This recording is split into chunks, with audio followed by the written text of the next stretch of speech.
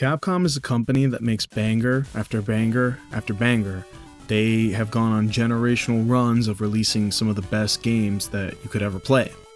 MegaMan Battle Network 4 is not one of these games, I'm gonna keep it real with you. Despite the overall story of the game being tournament arc after tournament arc, which is the formula for success, the tediousness of the game and having to play the game multiple times just to see everything that there is makes it easily the worst Mega Man game in the Battle Network series.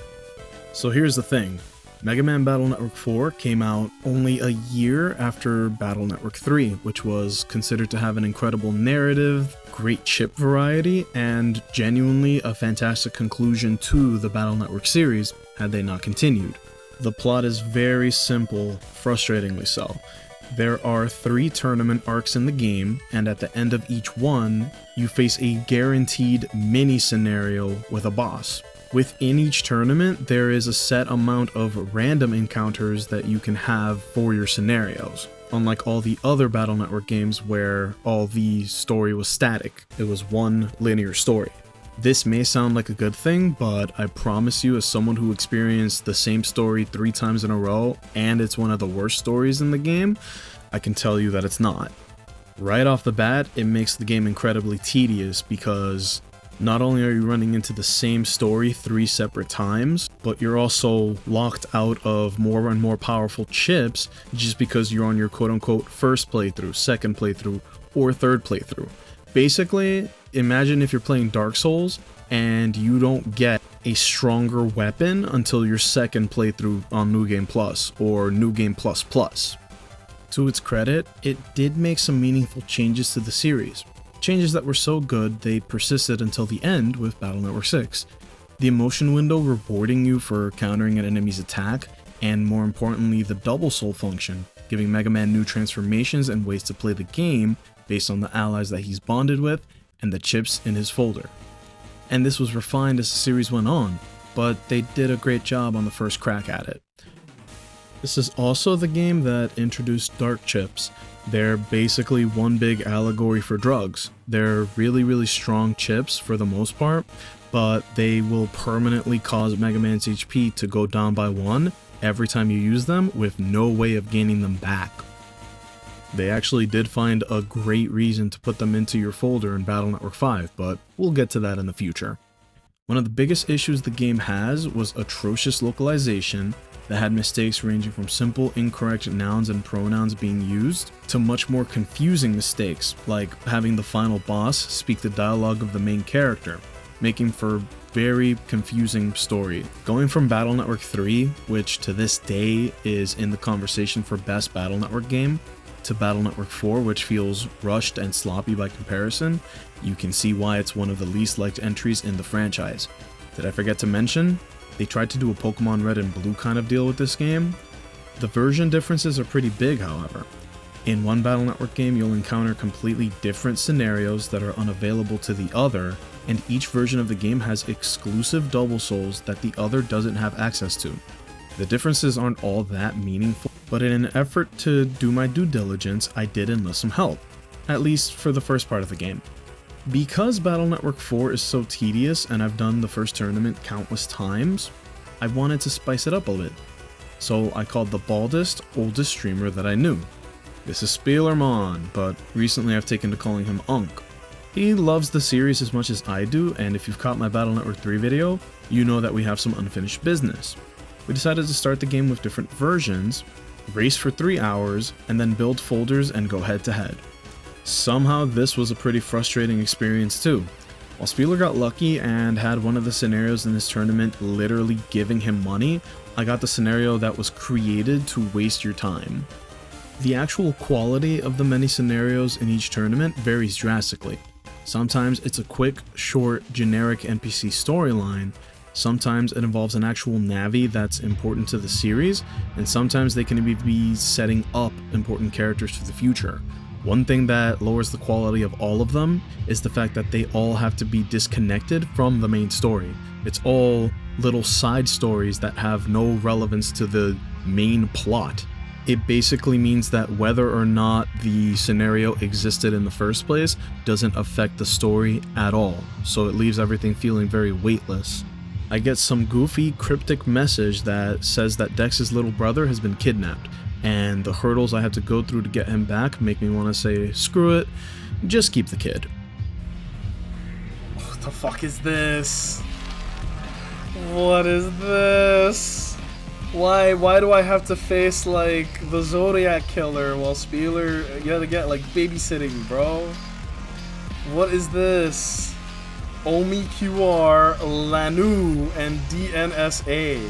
It turns out the entire questline was made by Chisao himself in an effort to stall Lan and cause him to lose the tournament by not showing up.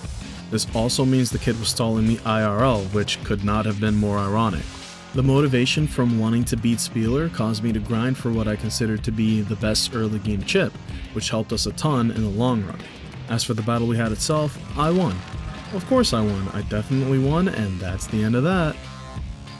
Then as far as the actual remainder of the tournament in-game, it's all very uneventful. You help a kid who looks like a delinquent fight a bunch of goons, and then you fight an old man. Basically, I had to fight 2 old guys in one day. Heyo! After completing a tournament, this is pretty much the most interesting part of the Battle Network 4 structure. This is a static encounter at the end of every tournament, so no matter what route your playthrough takes, you are guaranteed to do this. This is the shademan scenario. Lan and Mayo go on a date to an amusement park with big animatronic characters based off the amusement rides. Everything's going great, until it isn't. This scenario is fairly short, but sweet. The animatronics come to life and try to decimate everybody in the park. The big conclusion is that to defeat Shademan at the end, MegaMan has to use a dark chip. But don't worry, remember when I said dark chips are like drugs? The first hit is free. I call this little chapter 5 Nights at Shademan's. After one tournament arc and a little intermission, it's right up to the next one. The structure of this game is painfully obvious and predictable, so what I'm going to do from here on is I'm just going to talk about the ones that were actually kind of interesting and skip the ones that were pretty boring. A big, mean-looking tough guy who is in the business of being a goon wants to quit the gooning industry, but Big Mama's not going to let him get off that easily. There are countless time-wasting minigames in almost all of the scenarios that this game presents, and this is one that they use a lot.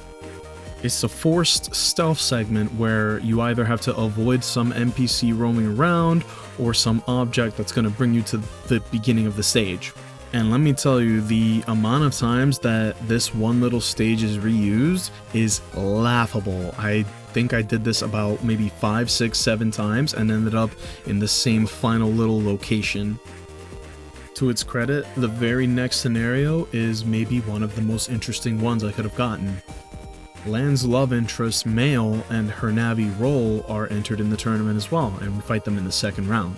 The girls know their chances of beating Lan and MegaMan are slim, but they train hard and use their speed advantage to put up the best fight they can.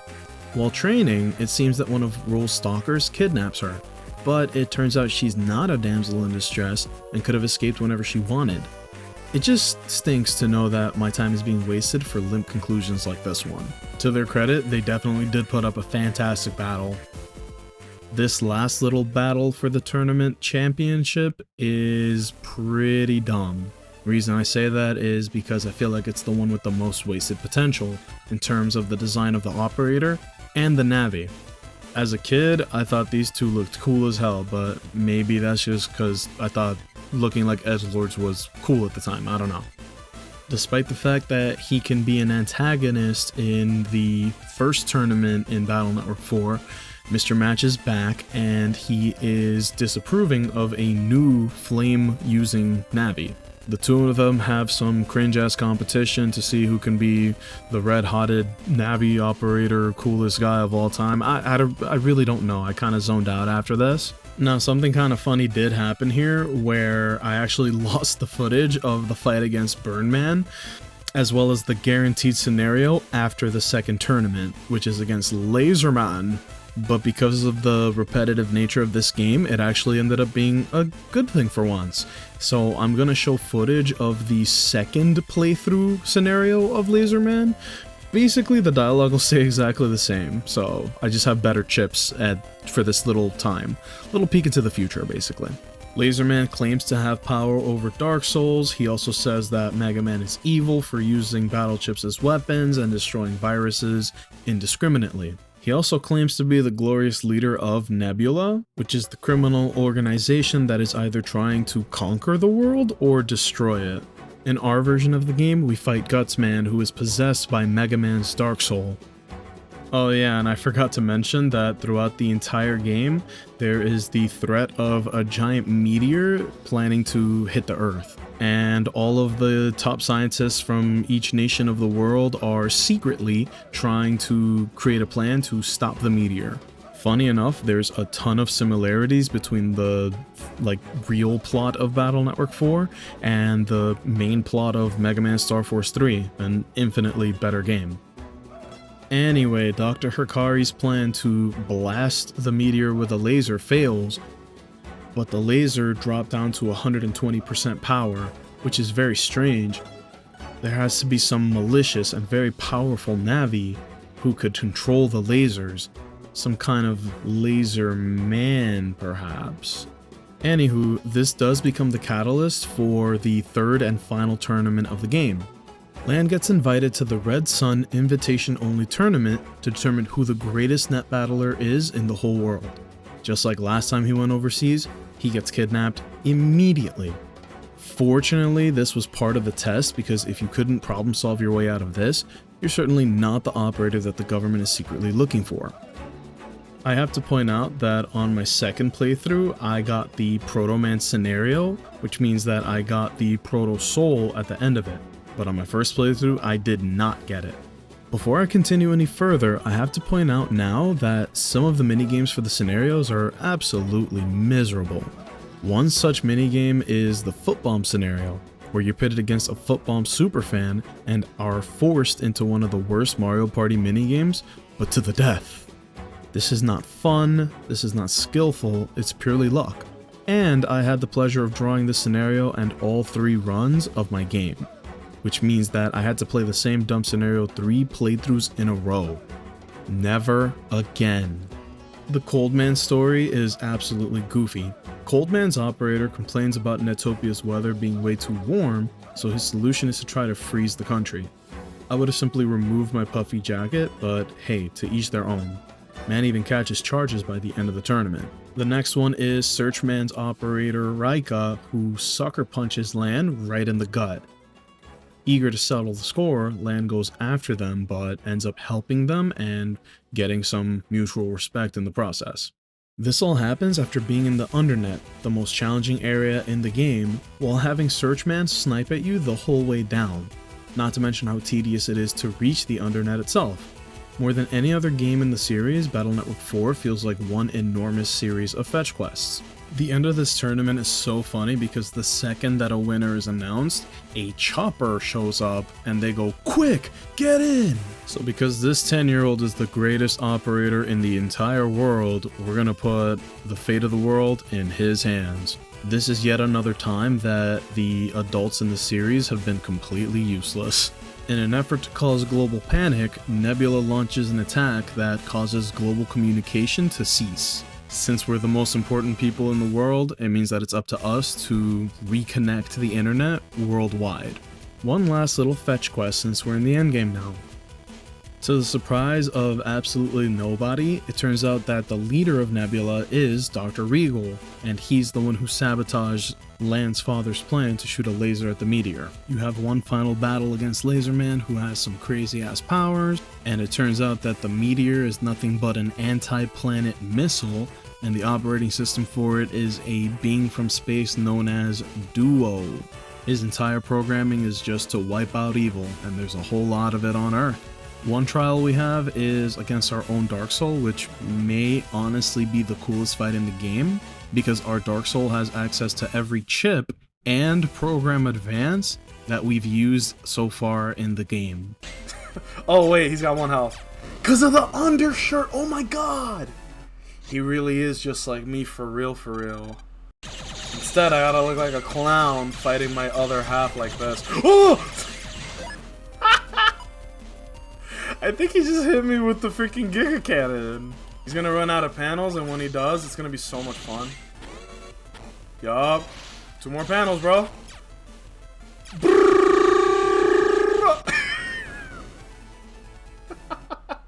The whiplash I feel going from the best fight in the game to the worst fight in the series is insane. Let me tell you guys about Duo, this Unicron ass looking dude. Half the chips in the game have absolutely no effect on him because there are no panels on his side of the field. You very likely have to build a folder specifically for him. He has a very small window where he can be damaged, he has a massive health pool, he can deal enormous amounts of damage to you, and to top it all off, because of how limited chips are in your first playthrough, you do a disrespectingly tiny amount of damage compared to him. So no matter how you slice it, this fight is a slog. It takes essentially every chip in my folder to defeat him, and when we do, we're rewarded with everyone in the world cheering for Lan and MegaMan to save them. This is actually extremely similar to the ending of Star Force 3, which I just had to point out because if you haven't played that game, do yourself the favor and play it. That game is a 10 out of 10. Anywho, Regal Minecrafts himself to avoid being captured, Lan officially gets crowned the strongest net battler in the world, which won't matter in the future games. He worries about the future for just a moment, but the game does end on an optimistic note. We are going to be the ones to build a brighter future, and that's essentially the story for Battle Network 4. Now the crazy thing is that I did stream the entirety of my second and third playthroughs, but I just didn't have the motivation to complete the folder and go through the post-game like I did in Battle Network 2 and 3, as well as the Star Force games. The painfully tedious collectathon, along with replaying the game over and over, just broke me. I don't even find it worth it to cover the other scenarios I ran into in my second and third playthroughs. You've essentially got the gist of it, which is why making this video was so difficult. Video editing is a very meticulous task, and while I enjoy releasing a finished product, I don't think there's any amount of editing that I could do to salvage how painfully boring Battle Network 4 was. So, is Battle Network 4 the worst Mega Man game? Thankfully, the answer is yes, which means we have 2 more great games to look forward to. See you soon, guys.